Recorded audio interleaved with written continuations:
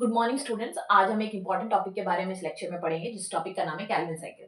Calvin cycle को आगे पढ़ने से पहले it's very important to understand कि उसमें जो एनर्जी करेंसी हम इस्तेमाल करते हैं, विच इज एटीपी एनएडीपी, वो आ कहां से रही है। एक ओवरव्यू लेना बहुत जरूरी है, तो it will get much easier for us to understand this cycle. Okay, so first आपको ये पता होना चाहिए फोटोसिंथेसिस क्या है, और आई अज्यूम दैट आपको पता होगा दैट फोटोसिंथेसिस एक ऐसी प्रोसेस है जो कि प्लांट्स में होती है in the presence of sunlight, जिसमें प्लांट अपना खाना खुद बनाते हैं। ठीक है, तो फोटोसिंथेसिस जो है वो टू सेट ऑफ रिएक्शन में होती है। उसमें पहला सेट ऑफ रिएक्शन जो होता है वो क्या होता है, that is a light reaction.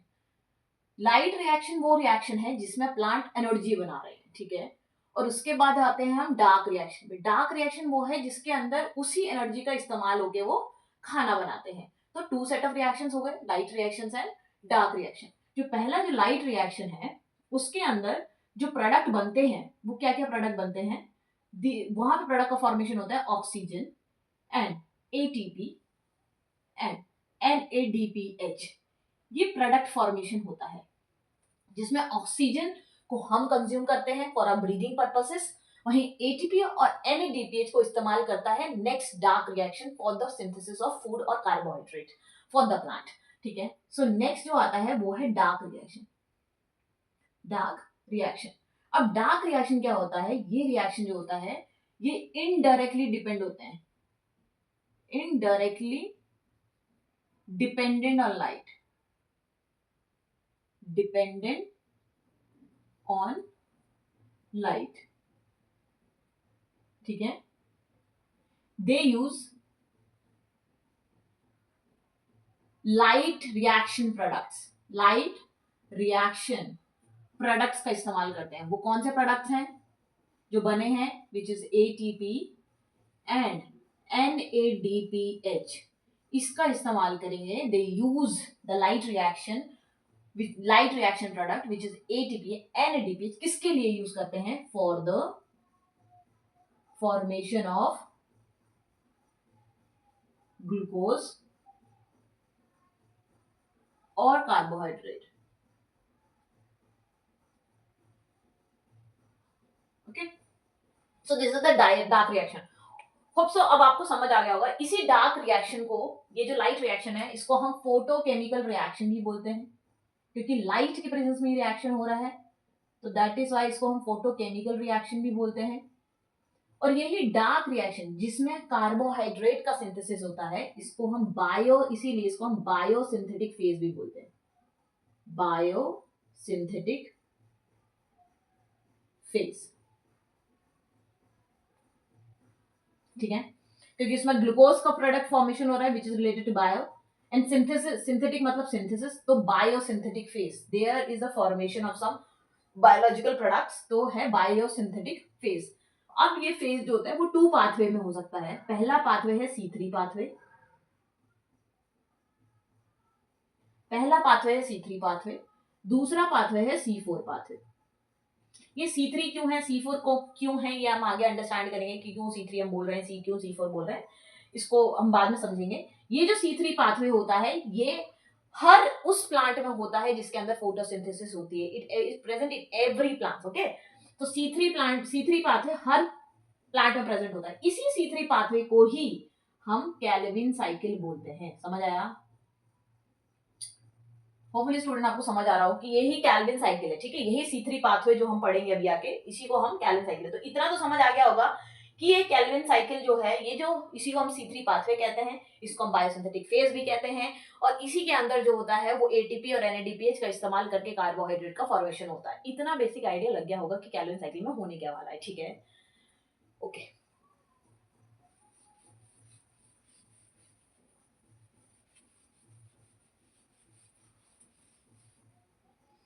अब आते हैं क्या, ये जो कैल्विन साइकिल थी ये दी किसने थी, who propose this, this is given by Melvin Calvin. Melvin Calvin ने ये साइकिल दी थी, जिन्होंने अपने जब एक्सपेरिमेंट लैब एक्सपेरिमेंट्स कर रहे थे, उन्होंने एक आइसोटोप का इस्तेमाल करते हुए ये डिस्कवरी की थी, विच इज अ, कौन सा आइसोटोप था, C14 आइसोटोप। ठीक है, C14 रेडियो आइसोटोप था।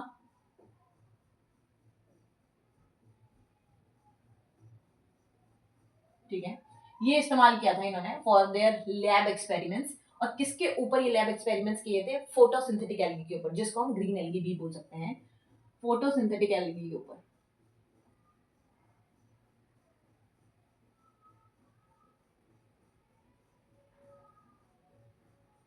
फोटोसिंथेटिक एल्गी के ऊपर, ठीक है। ड्यूरिंग हिज एक्सपेरिमेंट, जब वो एक्सपेरिमेंट कर रहे थे तभी ये पता लगा कि जो फर्स्ट स्टेबल प्रोडक्ट बन रहा है, वो फर्स्ट स्टेबल प्रोडक्ट जो है वो 3 कार्बन का बन रहा है। इसीलिए इसको नाम दिया C3 पाथवे, ठीक है। जो फर्स्ट स्टेबल प्रोडक्ट था वो क्या था? 3 कार्बन था, 3 कार्बन कंपाउंड था। First stable product is 3 carbon compound, 3 carbon compound, ठीक है। अब इसके बाद ये जो कैल्विन साइकिल है, that every take place in every plant.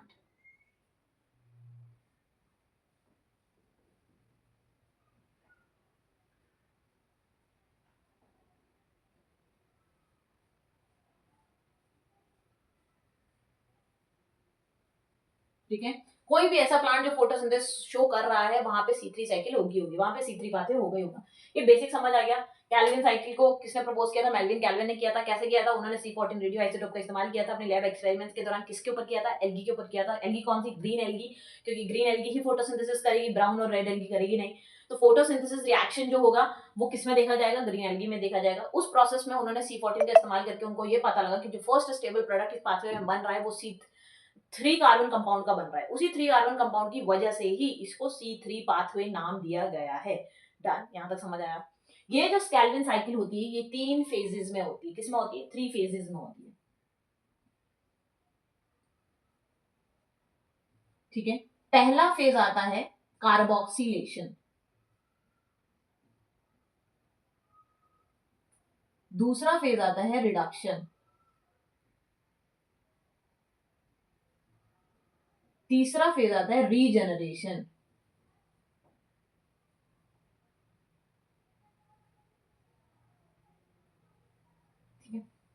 ये 3 फेजेस हैं, which is a carboxylation, reduction and regeneration. अब इसको थोड़ा सा हम डायग्रामेटिक रिप्रेजेंटेशन के उसमें देख लेते हैं ताकि आपको और, अब इसको हम डायग्रामेटिक रिप्रेजेंटेशन से देख लेते हैं ताकि और तरीके से समझ आए, ठीक है। There is a ribulose bisphosphate, bisphosphate, ठीक है। इसी को हम RuBP भी कहते हैं और ये 5 कार्बन कंपाउंड होता है, ठीक है। अब ये जो बना रहा है ये बना रहा है फॉस्फो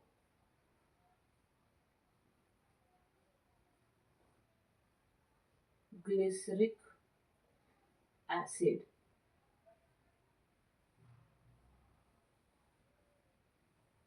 जो कि है 3PGA, 3 फॉस्फोग्लिसरिक एसिड, ठीक है।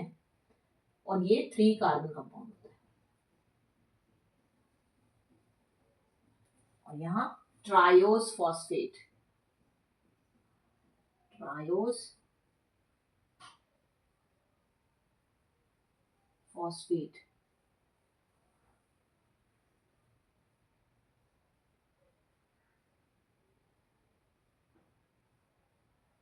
ये जो ट्रायोस फॉस्फेट है यही आगे चल के क्या बनाता है? ग्लूकोज, यही आगे चल के बनाता है ग्लूकोज, ठीक है।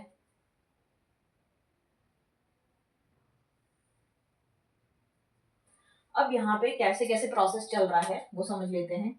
यहाँ पे लेट मी राइट फर्स्ट।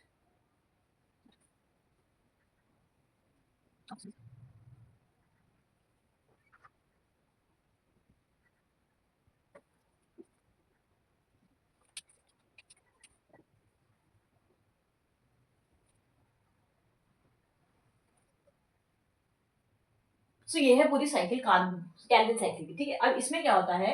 ये है राइबुलोज बिसफॉस्फेट, जिसको हम RuBP भी कहते हैं, which is a 5 carbon compound. ये CO2 के साथ कंबाइन करता है, CO2 को एक्सेप्ट करता है, इसीलिए RuBP को हम प्राइमरी कार्बन डाइऑक्साइड एक्सेप्टर भी बोलते हैं। प्राइमरी CO2 एक्सेप्टर कौन है? RUBP है। जब ये इसके साथ एक्सेप्ट करता है, this is a 5 carbon, this is a 1 carbon, तो यहाँ पे 6 कार्बन का बनेगा। यहाँ पे फॉस्फोग्लिसरिक एसिड बनता है which is a 3 carbon compound. कैसा है ये? 3 कार्बन कंपाउंड है, बट हमारे पास 6 कार्बन है, इसलिए यहाँ पे कितने मॉलिक्यूल्स बनेंगे फॉस्फोग्लिसरिक एसिड के? 2 मॉलिक्यूल्स बनेंगे फॉस्फोग्लिसरिक एसिड के। इसी प्रोसेस को the RUBP which combines which accepts the CO2 in the presence of Rubisco enzyme, it forms the phosphoglyceric acid which are the 2 molecules. इस प्रोसेस को बोला जाता है carboxylation which is the first step of Calvin cycle and it's a very very crucial step. Okay, then ये phosphoglyceric acid जो होता है it will get reduced to triose phosphate, इसका रिडक्शन होता है, ट्रायोस फॉस्फेट फॉर्म होता है। And for 1 phosphoglyceric acid को ट्राइस फॉस्फेट बनने के लिए हमारे 1 ATP लगता है और 1 NADPH लगता है। बट यहाँ पे कितने मॉलिक्यूल ऑफ फॉस्फोग्लिसरिक एसिड है? 2 मॉलिक्यूल ऑफ फॉस्फोग्लिसरिक एसिड है, तो कितने ATP लगेंगे? 2 ATP लगेंगे और 2 NADPH लगेंगे। 2 ATP यूज होंगे और 2 NADPH, वो बना देंगे ट्रायोस फॉस्फेट। अब ये ट्रायोस फॉस्फेट भी क्या होंगे? जब यहाँ पे 2 बन रहे हैं, ये जब रिड्यूस कर रहे हैं, तो ये जो ट्रायोस फॉस्फेट बनेंगे ये भी कैसे बनेंगे? 2। ठीक है, अब ये ट्रायोस फॉस्फेट क्या करेंगे? रीजनरेशन होगा यहाँ पे। अगेन RUBP बनना बहुत जरूरी है दोबारा लास्ट में, सो दैट यहाँ पे RUBP दोबारा रेडी हो सके नेक्स्ट CO2 के मॉलिक्यूल को एक्सेप्ट करने के लिए। तो इसका रीजनरेशन बहुत जरूरी है। तो दोबारा रीजनरेट होगा RUBP, but with the consumption of 1 ATP। Again ATP का कंजप्शन होगा। तो यहाँ तक समझ आया। लेकिन यहाँ पे कुछ RUBP और रुबिस्को के बारे में चीजें लिखनी जरूरी है। RUBP प्राइमरी CO2 एक्सेप्टर जो है, अगर पूछते हैं कहीं पेपर में पूछ लिया जाता है समटाइम्स कि प्राइमरी CO2 का एक्सेप्टर कौन है कैल्विन साइकिल में, तो वो क्या कौन है? RUBP है। उसके बाद आता है रुबिस्को।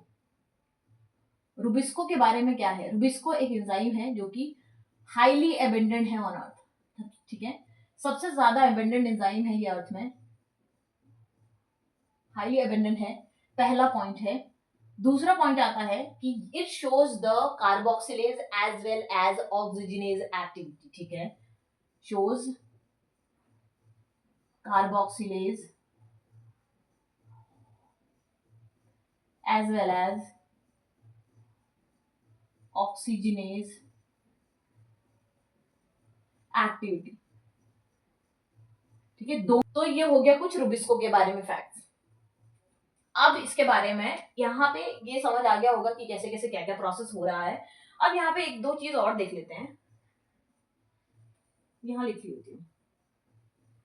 ठीक है, अगर हम 1 मॉलिक्यूल ऑफ CO2 को रीजनरेट 1 CO2 मॉलिक्यूल का फिक्सेशन कर रहे हैं, तो हमें अगर 1 मॉलिक्यूल ऑफ ट्रायोस फॉस्फेट बनाना है, 1 मॉलिक्यूल ऑफ ट्रायोस फॉस्फेट बनाना है, 1 मॉलिक्यूल ऑफ ट्रायोस फॉस्फेट बनाना है,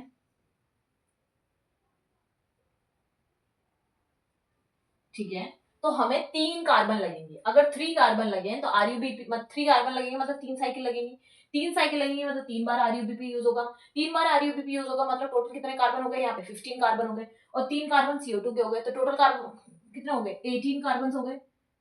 15 कार्बन RUBP के हो गए प्लस 3 कार्बन CO2 के हो गए। ये जो ट्रायोस फॉस्फेट होता है ये 3 कार्बन मॉलिक्यूल होता है। तो यहाँ पे जो 3 कार्बन मॉलिक्यूल है ये तो डायरेक्ट क्या बना देंगे? ट्रायोस फॉस्फेट बना देंगे। ये जो 15 कार्बन है ये रीजनरेशन हो जाएगा, इनका अलाइनमेंट होता है कार्बन्स का आपस में, और उसके इसका सीरीज ऑफ एक पाथवे है जिसके थ्रू ये अलाइन होते हैं और ये द्वारा RUBP बना देते हैं रीजनरेशन की प्रोसेस के थ्रू। तो यहाँ पे ये RUBP बना देंगे दोबारा, तो ये तो रिएक्शन में यूज नहीं हो रहे, दोबारा रीजनरेट हो जा रहे हैं। तो यहाँ पे ट्रायोस फॉस्फेट बनाया 3 कार्बन मतलब 3 CO2 ने। अगर और 1 मॉलिक्यूल ऑफ ट्रायोस फॉस्फेट में 3 कार्बन है, ग्लूकोज में कितने कार्बन चाहिए होते हैं? 6, तो ट्रायोस फॉस्फेट कितने लगेंगे? 2। तो इसका मतलब 2 मॉलिक्यूल ऑफ ट्रायोस फॉस्फेट के लिए कितने CO2 लगेंगे? 6 CO2। अगर 6 CO2 लगेंगे तो इसका मतलब साइकिल कितनी बार चलेगी? 6 टाइम्स चलेगी। इसका मतलब for the formation of 1 molecule of glucose we need 6 molecules of CO2 for the fixation. Okay, so अगर 6 मॉलिक्यूल्स ऑक्सीजन का कार्बन डाइऑक्साइड का फिक्सेशन होगा तो कितने ATP लगेंगे? टोटल ATP कंजप्शन कितना होगा कैल्विन साइकिल में? For one glucose